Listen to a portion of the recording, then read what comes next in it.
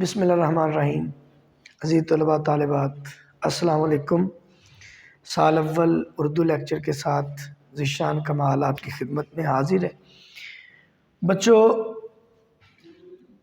آج ہم سبق شروع کریں گے مکتوبات غالب۔ مکتوب کا مطلب آپ کو پتہ ہے، مکتوب کہتے ہیں خط کو۔ تو خط عادی ملاقات، خط کو عادی ملاقات کہا جاتا ہے، اور یہ ہمیشہ سے جذبات و احساسات اور خیالات کے اظہار کا اہم ذریعہ رہا ہے، اور مختلف ادوار میں خطوط کا جو نظام ہے یہ اپنے ارتقائی مراحل طے کرتا رہا ہے۔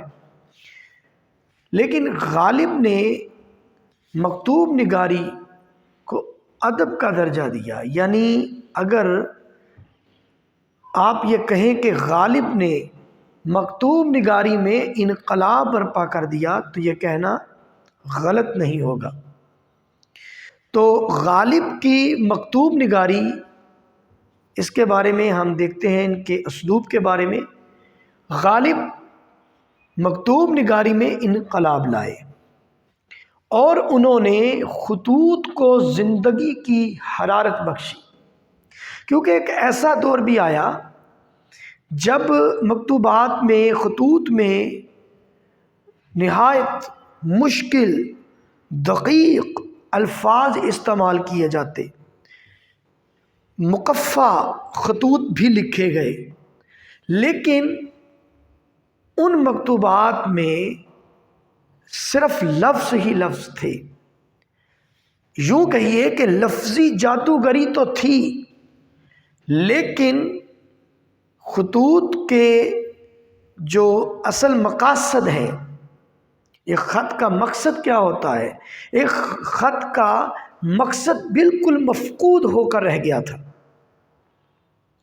اور اس میں وہ احساسات و جذبات نہیں تھے جو خط کے ذریعے بیان ہونے چاہیے تھے۔ لہذا غالب نے خطوط کو زندگی کی حرارت بخشی۔ انہوں نے نہ صرف خطوط کو، ایک مکتوب نگاری کو ایک نیا رنگ دیا، وہ جو رسمی ایک طریقہ تھا خطوط کا اسے ختم کیا، اس سے یعنی ایسے وہ مکتوب نگاری، وہ بنیادی اصول مکتوب نگاری سے کہ جس سے سرمو تجاوز کرنا غلط سمجھا جاتا تھا، جس سے ذرا بھی تجاوز نہیں کیا جاتا تھا، غالب نے وہ تمام جو رسمی انداز تھے مکتوب نگاری کے وہ ترک کر دیے، بلکہ یوں کہیے کہ غالب نے مراسلہ نگاری کو مکالمہ نگاری میں بدل دیا۔ تو یہ بات میں نے لکھی ہے کہ انہوں نے مراسلہ نگاری کو مکالمہ نگاری میں بدل دیا، یعنی یوں خط لکھے جیسے وہ کسی کو اپنے سامنے بٹھا کر ان سے گفتگو کر رہے ہوں۔ اور غالب کے مکتوبات معلومات کا گنجینہ ہے۔ اگر آپ دیکھیں، غالب کی سوانح عمری کی تکمیل ان کے مکتوبات کے بغیر مکمل نہیں ہو سکتی تھی، یعنی غالب کی زندگی کا ایک حصہ، غالب کی زندگی کے ایک حصے کے متعلق معلومات کہاں سے ملی؟ ان کے مکتوبات کے ذریعے ملی ہیں۔ کہاں سے؟ ان کے مکتوبات کے ذریعے۔ پھر دلی کے، اگر آپ دلی کی تاریخ کا مطالعہ کریں تو غالب کے مکتوبات آپ کے لیے مددگار ہوں گے دلی کی تاریخ جاننے میں، دلی کی تاریخ سمجھنے میں۔ اب دیکھیے، بالخصوص خاص طور پہ 1857 کی جنگ آزادی کے بعد دلی کے حالات پر، اگر دلی کے حالات کے متعلق اگر معلومات مل سکتی ہے تو وہ غالب کے مکتوبات ہیں۔ پھر غالب کی اپنی زندگی کے بارے میں کہ وہ کب پیدا ہوئے، کہاں پیدا ہوئے، شادی کہاں ہوئی، کس عمر میں ہوئی، ان کے پینشن کے معاملات، اور پینشن کی بحالی کے لیے ان کا سفر، وہ سب ان کے مکتوبات میں ملتا ہے۔ انہوں نے مختلف اپنے دوستوں کو، اپنے شاگردوں کو خطوط لکھے اور ان میں اپنی زندگی کے حالات بیان کیے، اور پھر 1857 کی جنگ آزادی کے بعد انہوں نے اپنے شاگردوں اور دوستوں کو جو مکتوبات لکھے، اس سے دلی کے حالات کا پتہ چلتا ہے، دلی کی تاریخ ملتی ہے ان کے مکتوبات سے۔ تو اب بنیادی خوبیاں دیکھیں، شوخی، ڈرامائی انداز، بے تکلفی و سادگی اور رنگینی بیان ان کے مکتوبات کے اسلوب کی نمایاں خوبیاں ہیں۔ تو آگے بڑھتے ہیں۔ غالب کا جو پہلا خط ہے آپ کے نصاب میں، ویسے غالب کی زندگی میں سب سے زیادہ جو مکتوبات ہیں وہ ہرگوپال کے نام ہے، سب سے زیادہ غالب نے ہرگوپال کے نام خطوط لکھے ہیں۔ تو خطوط کے حوالے سے غالب کی عود ہندی اور اردو معلّہ، یہ دو کتابیں ہیں غالب کے خطوط پر مشتمل ہے، مبنی ہے یہ کتابیں، عود ہندی اور اردو معلّہ، یہ غالب کے مکتوبات پر مشتمل کتابیں ہیں۔ تو پہلا جو خط آپ کے نصاب میں شامل پہلا خط ہے میر مہدی حسین مجروح۔ مجروح ان کا تخلص تھا، اور ایک روایت کے مطابق، تھوڑا بہت فرق آپ کو پتہ ہے تاریخ میں ہوتا ہے، تو ایک محقق کے مطابق ان کی جو تاریخ پیدائش ہے وہ 1833 اور تاریخ وفات 1903 ہے میر مہدی کی۔ کون تھے؟ غالب کے، میر مہدی حسین مجروح غالب کے وہ شاگرد تھے جنہیں وہ اپنا بیٹا کہتے تھے۔ غالب اپنے جن شاگردوں کو بہت عزیز رکھتے تھے، ان شاگردوں میں میر مہدی حسین مجروح بھی شامل تھے۔ تو غالب کے عزیز شاگرد تھے میر مہدی حسین مجروح، اور ان کے اجداد ایران سے آ کر دہلی میں آباد ہوئے تھے۔ ان کے اجداد ایران سے آئے تھے، دہلی میں آباد ہوئے، اور 1857 کے ہنگاموں میں، جب 1857 کی جنگ آزادی میں ناکامی کے بعد انگریزوں نے مسلمانوں پر ظلم و ستم ڈھائے، تو وہ ہنگاموں کا سال تھا، بلکہ اس کے بعد وہ ہنگامے ہوئے، مسلمانوں پر وہ ظلم ہوا، جو بعد میں آپ کے سامنے میں بیان کروں گا۔ تو ان ہنگاموں میں، دلی کے ہنگاموں میں، انہوں نے اپنا وطن یعنی دلی چھوڑی، اور دلی چھوڑ کر وہ کہاں چلے گئے؟ اپنے دوست کے پاس پانی پت چلے گئے۔ کس دوست کے پاس؟ الطاف حسین حالی۔ الطاف حسین حالی ان کے دوست تھے، لہٰذا اپنے دوست کے پاس چلے گئے۔ انہوں نے اپنے مکانوں میں سے ایک مکان جو تھا وہ انہیں دے دیا، میر مہدی حسین کو۔ کچھ عرصہ وہاں رہے، لیکن وہاں کی آب و ہوا انہیں راس نہیں آئی۔ انہیں آشوب چشم کا مسئلہ ہوا، اور کہتے ہیں کہ ان کی جو بینائی تھی وہ بہت کم ہو گئی تھی۔ تو 1865 میں جب دلی کے حالات کچھ بہتر ہوئے تو وہ دلی آئے، لیکن اب وہ دلی جسے چھوڑ کر گئے تھے وہ دلی نہیں رہی تھی، وہ محفلیں اجڑ گئی تھیں، وہ لوگ جن کے ساتھ بیٹھ کر شعر و شاعری، ادب اور سخنوری پر گفتگو ہوتی تھی، وہ لوگ اب ان میں سے اکثر لوگ تو مارے گئے، کچھ وطن چھوڑ کر چلے گئے، یعنی اب یکسر وہ دلی کے حالات بدل گئے تھے۔ تو اس سے وہ بہت دل برداشتہ ہوئے، اور پھر فکر معاش، اس کے بعد انہوں نے مختلف ملازمتیں اختیار کی، لیکن بہرحال وہ فکر معاش، فکر روزگار میں مبتلا رہے۔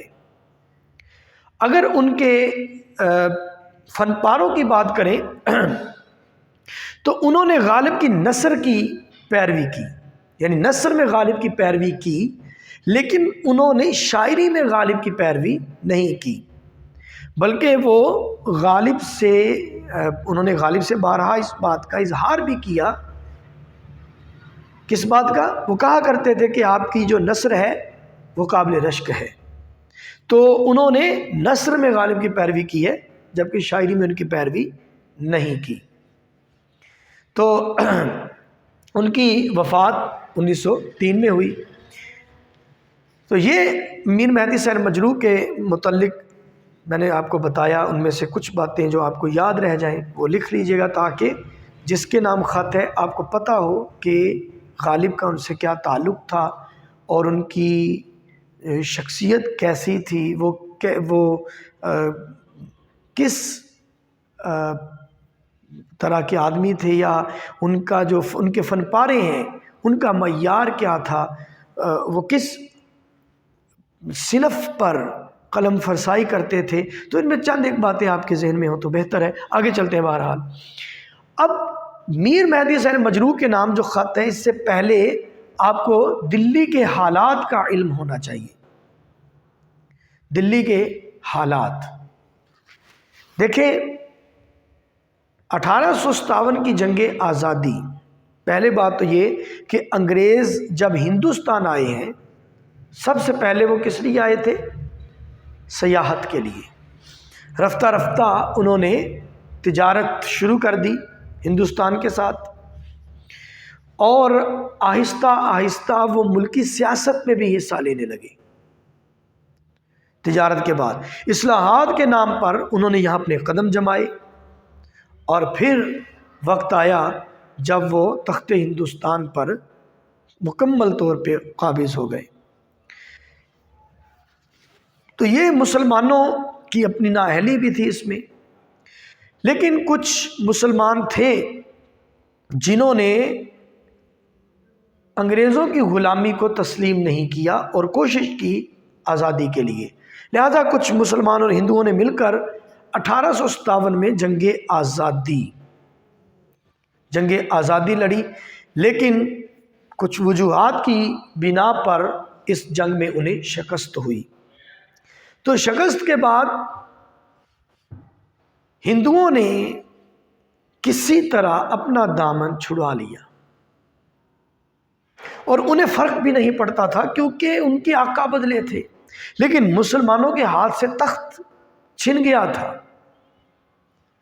اس لیے اور پھر وہ غلام ہو گئے تھے. اس لیے مسلمانوں کی یہ ہندوستان کی بربادی دراصل مسلمانوں کی بربادی تھی، اور انگریزوں نے مسلمانوں کو اپنے ظلم و ستم کا نشانہ بنایا اور ایسے ستم ڈھائے جس کی مثال تاریخ میں شاید ہی کہیں ملتی. مسلمانوں کا قتل عام کیا گیا، مسلمانوں کا کچھ تو خون ہوا، اور اتنا خون بہا کہ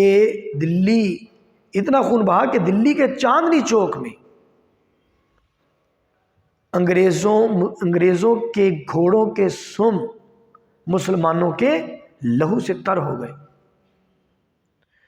اور ایسے دور میں سر سید لکھتے ہیں کہ آسمان سے ایسی کوئی بلا نہیں اتری جس نے زمین پر اترنے سے پہلے مسلمان کا گھر نہ ڈھونڈا ہو.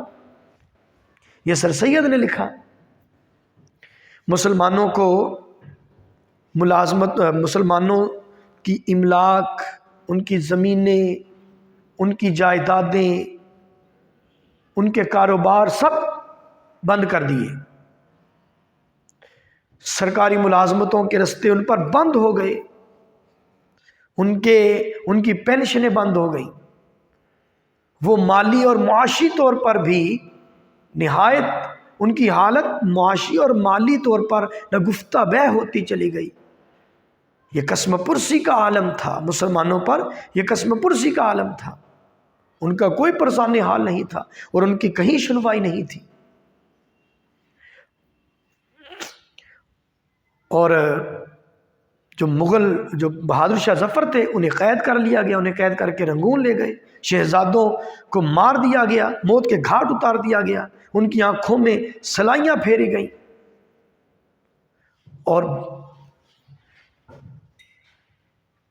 دلی میں آباد کاری کی اجازت کے حوالے سے دیکھیں تو دلی میں آباد کاری کی اجازت صرف ہندوؤں کو تھی، صرف ہندوؤں کو تھی، اور یہ ایک ترتیب بنائی گئی کہ ایک محلے میں ایک بنیا، ایک پنساری اور ایک حلوائی ہو، اور مسلمانوں کو دلی میں آباد کاری کی اجازت نہیں تھی۔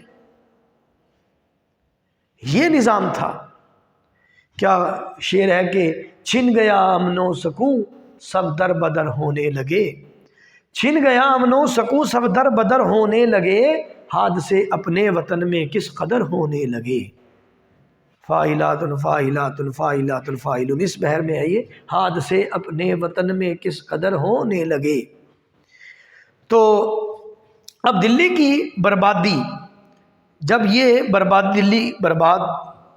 دلی کی تباہی ہوئی تو مسلمانوں کا قتل عام ہوا۔ بہت سے مسلم جو رہنما تھے ان کے حوالے سے بھی سن لیں، اکثر جو مسلم رہنما تھے انہیں پس زندان ڈال دیا گیا۔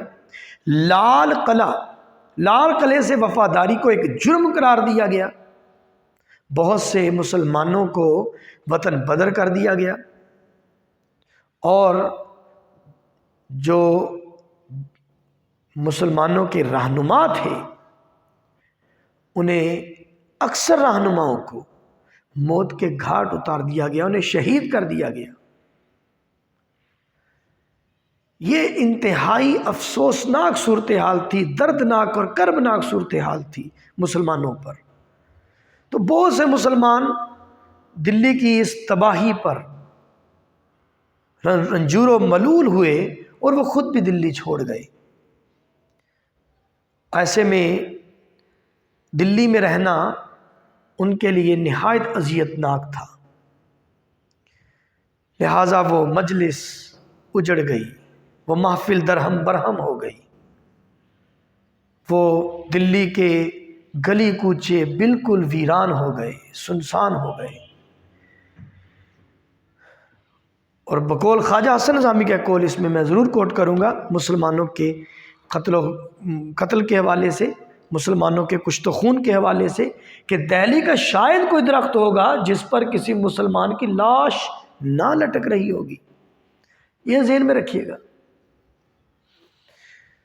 تو غالب دلی میں رہے، لیکن ان کی مجلسی زندگی بھی بالکل بکھر گئی، وہ بالکل تنہا ہو گئے، اور اس اندوناک، کربناک اور اذیتناک وقت میں انہوں نے خط و کتابت کے ذریعے اپنے دوستوں سے رابطہ کیا، اپنے شاگردوں سے رابطہ کیا، اور ان کا زیادہ تر وقت اپنے دوستوں اور شاگردوں کے نام خط لکھنے میں صرف ہوتا تھا، کیونکہ یہی ایک ذریعہ تھا ان سے رابطہ کرنے کا، کیونکہ ان کی زندگی کا مدار دوستوں پر تھا۔